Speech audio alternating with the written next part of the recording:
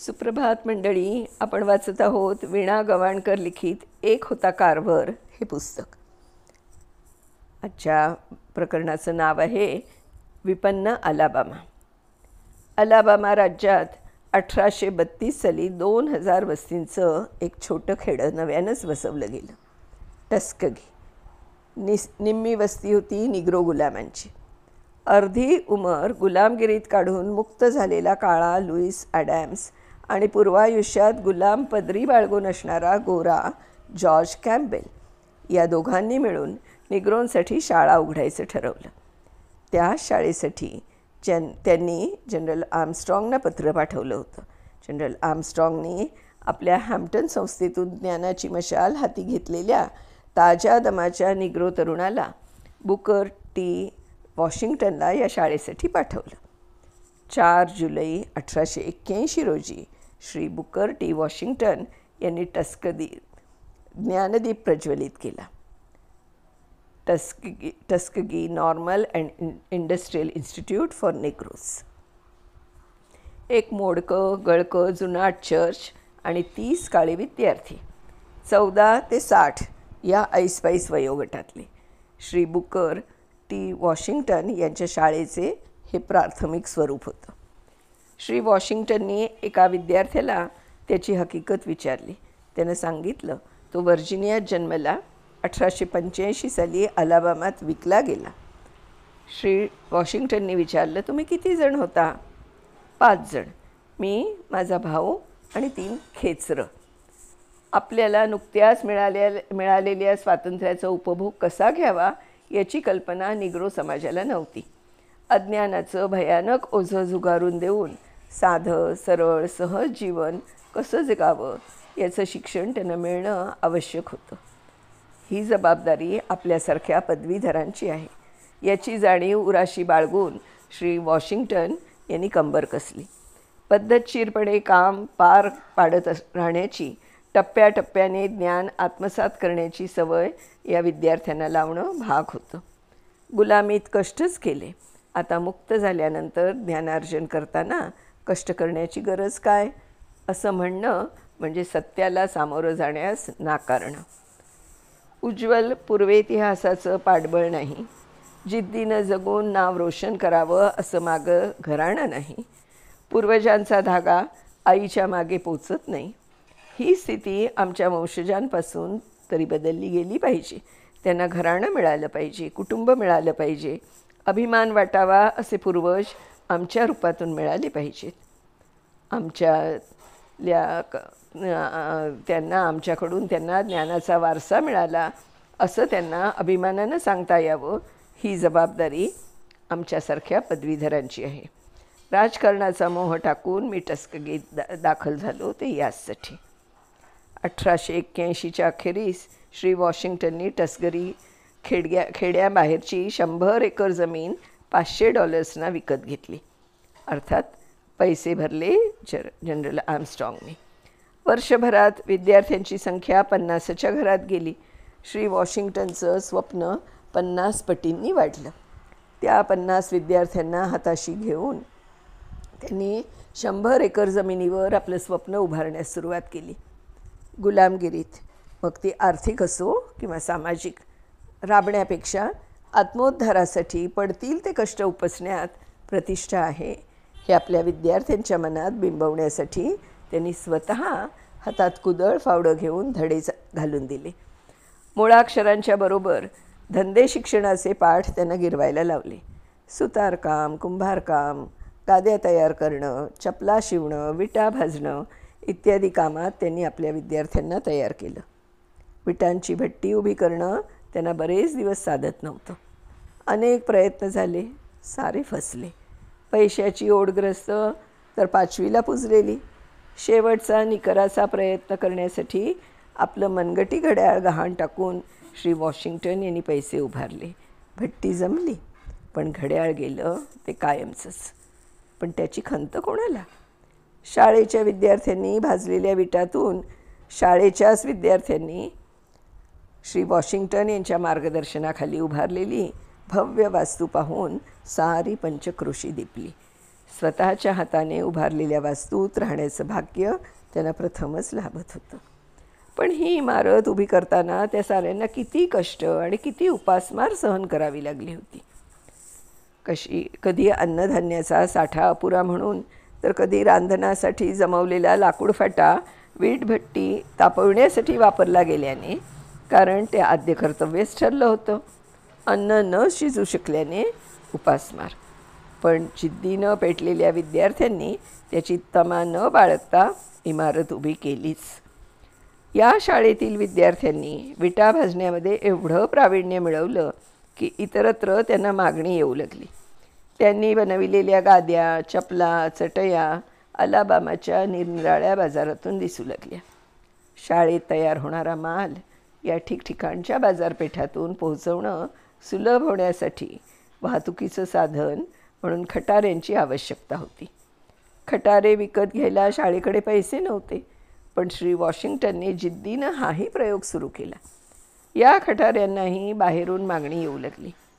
पूर्वायुष्य गुलामीत घालवलेल्या एका गुलामानं चाकू काटे बनवायला शिकवलं.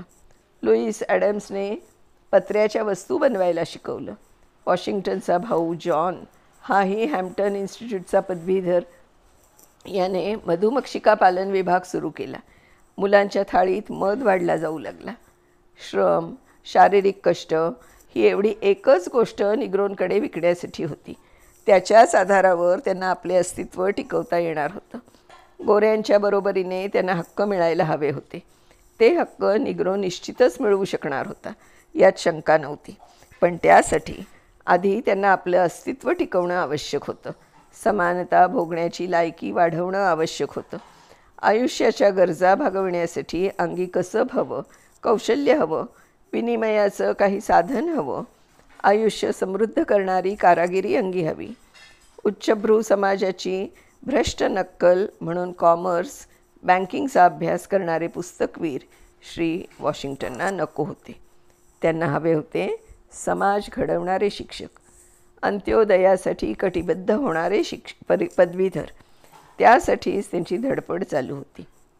टस्कगीत संस्थेत सुरू झालेले उद्योग हे आमच्या गरजातून पुढे आले होते. आमचा समाज स्थिर होण्यासाठी अशा उद्योगधंद्यांची आम्हाला आवश्यकता होती. जे जे करणं आम्हाला शक्य होतं त्यासाठी आम्ही इतरांसमोर कधीच हात पसरले नाहीत. निग्रो शाळा टस्कगीतील गावकऱ्यांपासून कधीच फटकून राहिली नाही. आपला सवतासुभा बनवून राहिली नाही. श्री वॉशिंग्टन आपल्या कृतीनं आणि उक्तीनं गावकऱ्यांना जाणवून देत की शाळा आणि गाव परस्परांच्या सहकार्यानेच वाढीस लागतील, तर त्यात दोघांचाही फायदा आहे. टस्कगी निग्रो शाळेमधील शिस्त वाखाणण्यासारखी असे. कोणत्याही बेशिस्तीला श्री वॉशिंग्टन थारा देत नसत. यामुळे गावकऱ्यांच्या मनात हळूहळू या संस्थेने स्वतःसाठी स्थान निर्माण केलं.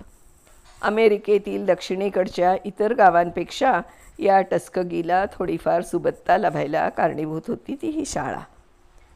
या शाळेतील विद्यार्थ्यांच्या कष्टाने वाढू लागलेला व्यापार उदीम आणि श्रमाला प्रतिष्ठा देऊन कष्टणारे टस्कगी शाळेचे विद्यार्थी. शिक्षणाविषयी ओढ असणाऱ्या कोणत्याही वयाच्या मुलाला पैशाअभावी विन्मुख व्हावं लागू नये म्हणून श्री वॉशिंग्टन यांनी अशा मुलांसाठी रात्रीची शाळा सुरू केली. दिवसा काम, रात्री विद्यार्जन.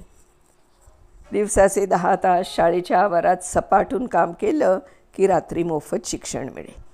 ज्याला शिक्षणाची आच असे तो या कष्टातून तावून सुलाखून निघे आणि शिक्षण आत्मसात करी. शिक्षणासाठी घेतलेल्या कष्टाचा मोबदला त्या गरजू विद्यार्थ्याला गादी, कपडे, पुस्तके इत्यादी स्वरूपात देण्यात येईल. उरलेला पैसा शाळेच्या बँकेत जमा होई. दिवसाच्या शाळेची सोय लागण्याइतका पैसा त्या विद्यार्थ्यांच्या खाती जमा झाला की त्या विद्यार्थ्याची रात्रीची शाळा बंद होऊन त्याला दिवसाच्या शाळेत जाता येईल. अशा कष्टणाऱ्या विद्यार्थ्यांवर श्री वॉशिंग्टन यांचं विशेष आस्थापूर्वक लक्ष असते. त्यांच्या पालनपोषणावर ते जातीने लक्ष ठेवीत. कष्ट करून शिकणाऱ्या मुलांचा शिक्षणाकडे ओढा राहील याची दक्षता ते घेत. टस्कगी शाळेची शिक्षण पद्धती अगदी मूलगामी होती. स्वच्छतेच्या बाबतीत तर बिलकुल हायगाय चालत नसे. शारीरिक स्वच्छता आवर्जून शिकवण्यात येई. स्नान कसं करावं, दात कसे घासावेत, कपडे कसे धुवावेत, कसे वापरावेत इत्यादी विषयांचाही शिक्षणात समावेश असे. सुप्रभाती 5 वाजता पहिल्या घंटेला विद्यार्थी उठत. शेवटची घंटा रात्री 9:30 वाजता होई. दिवसभरात अशा एकूण 17 घंटा होत आणि प्रत्येक वेळची घंटा निरनिराळ्या कारणांसाठी असे. पहिल्या घंटेला उठून आपापली खोली साफ करून विद्यार्थ्याला न्याहारीसाठी भोजनगृहात यावे लागे. प्रत्येकाच्या थाळीत वाढलेला पदार्थ संपवावाच लागे. सुरुवातीच्या काळात या थाळ्या भरण्यासाठी शाळेच्या स्वयंपाकगृहात पदार्थांची वानवाच असे, तो भाग वेगळा. पण शिस्त म्हणजे शिस्त. तर या टस्कगी निग्रो शाळेचे सुरुवातीचे दिवस हे कसे उपासमारीचे, अपार कष्टांचे आणि अडचणींवर मात करणाऱ्या अदम्य जिद्दीने मंतरलेले होते. श्री वॉशिंग्टन यांच्या जबाबदाऱ्या अगणित होत्या. या शाळेच्या बाबतीतील त्यांचा मनोदय, त्यांची स्वप्न ज्यांनी ज्यांनी ऐकली होती त्या सर्वांनी अशा प्रकारची शाळा प्रत्यक्षात अवतरणं अशक्य ठरवलं होतं. श्री वॉशिंग्टन जाणून होते की या उपक्रमात त्यांना अपयश आलं असतं तर ते अपयश वैयक्तिक न ठरता अखिल ज्ञाती बांधवांचं, संपूर्ण निग्रो समाजाचं दुर्दैव ठरलं असतं. होतो तिथं परतण्याची नामुष्की पत्करण्याची वेळ आली असती. ही नामुष्की टाळण्यासाठी त्यांना आपल्या रक्ताचं पाणी करावं लागलं. आपल्या विद्यार्थ्यांना बाहेरच्या जगात अवहेलना, हेटाळणी सहन करावी लागू नये म्हणून त्यांचं व्यक्तिमत्व विकसित करण्यावर भर दिला. आपला दर्जा राखण्याचं काम आपणच केलं पाहिजे याची जाणीव विद्यार्थ्यांच्या मनात सतत जागृत ठेवली. कारण इतर शाळांप्रमाणे या गोष्टींवर लक्ष ठेवणारे गोरे शिक्षक या शाळेत नव्हते. निग्रोंनी निग्रोंसाठी चालवलेली शाळा होती ती. काही झालं तरी तर कामाच्या बाबतीत मुलगा मुलगी असा भेद केला जात नसे. केवळ पुस्तकी शिक्षणावर निर्भर न राहता प्रत्यक्ष जीवनाशी ज्ञानाची सांगड घालण्याची सवय त्यांनी आपल्या विद्यार्थ्यांना लावली होती. साऱ्या शिक्षणाचं उद्दिष्ट ठरलं होतं विद्यार्थ्यांची मानसिक, नैतिक आणि शारीरिक घडण. शारीरिक श्रमांना प्रतिष्ठा मिळवून देण्यात यशस्वी कोण ठरले असतील तर ते श्री वॉशिंग्टन. हाताने किंवा कमीत कमी यंत्राच्या साहाय्याने वस्तू बनवण्याचं शिक्षण त्यांनी आपल्या विद्यार्थ्यांना दिलं. टस्कगीतील निग्रोंची शाळा ही त्या समाजाचं महत्त्वाचे अंग बनावी या दृष्टीनं श्री वॉशिंग्टन प्रयत्नशील असत.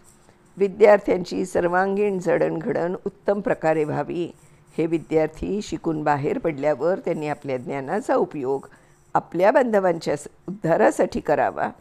आत्मोन्नतीबरोबर समाजाची उन्नती देखील साधावी या उदात्त ध्येयाच्या पायावर त्यांनी ही शाळा उभारली होती. टस्कगी शाळेत शिक्षण घेणाऱ्या विद्यार्थ्यांच्या मनात सेवाभाव जागृत ठेवण्यात श्री वॉशिंग्टन यांनी निश्चितपणे यश मिळवलं. समाजोन्नतीसाठी झटत राहणं ही प्रत्येकाची नैतिक जबाबदारी आहे. त्यासाठी प्रत्येकानं कार्यरत राहिलं पाहिजे ही विचारसरणी आपल्या विद्यार्थ्यांच्या मनावर बिंबवण्यातही त्यांनी यश मिळवलं. आपल्या विद्यार्थ्यांसाठी, समाजाच्या भावी पिढीसाठी अहोरात्र कष्टणाऱ्या श्री वॉशिंग्टन यांच्या प्रयत्नास फळ न येतं तरच नवल. या संस्थेतून शिकून तयार होऊन बाहेर पडणारा प्रत्येक विद्यार्थी श्री वॉशिंग्टन यांच्या ध्येयासक्तीने भारावलेला असे. तो उराशी एक स्वप्न घेऊन बाहेर पडे, मीही एक अशीच शाळा उभारीन. आपल्या समाजासाठी 15 वर्ष सातत्यानं कष्टणाऱ्या श्री वॉशिंग्टन यांच्या कामगिरीची कदर म्हणून हार्वर्ड युनिव्हर्सिटीने त्यांना डॉक्टरेट ही सन्माननीय पदवी देऊन त्यांचा गौरव केला. हो, हीच ती हार्वर्ड युनिव्हर्सिटी जिथे आजकाल प्रवेश मिळावा म्हणून सगळेजण खूप झटत असतात.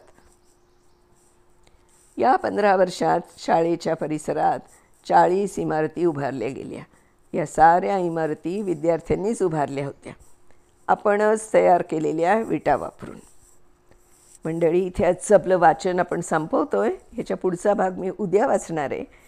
पण मला असं खरंच वाटतं की जर आपल्याला आपल्या समाजाला पुढे यायचं असेल तर केवळ पुस्तकी ज्ञान असून चालणार नाही.